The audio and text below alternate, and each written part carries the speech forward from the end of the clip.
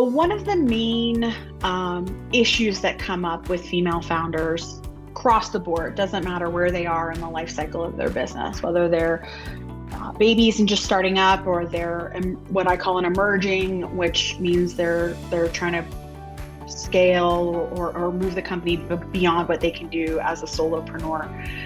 Regardless of where you are in that ecosystem, one of the main topics that comes up the most is resource allocation. And resource allocation is defined loosely as time, money, and people, or what I call talent.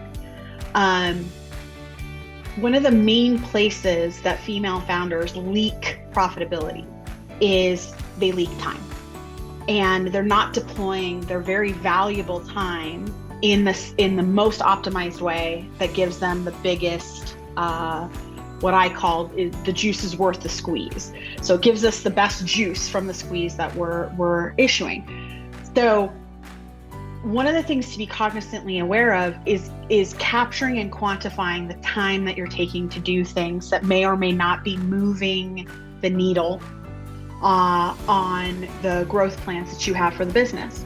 So being cognizantly aware when you go to make a decision over where to invest your time, whether that's writing RFPs that take hours and don't have high close rates, conversion rates, whether that's attending networking meetings, workshops, talks, things like that, stopping and paying attention to, is this the best use of my time and my energy today?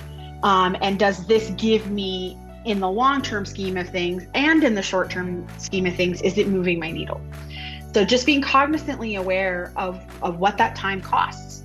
So if you determine that your time is worth $250 an hour, and you went and you spend an hour at a meeting, you have to ask yourself, did that meeting equate out to $250? Did that do what it was meant to do?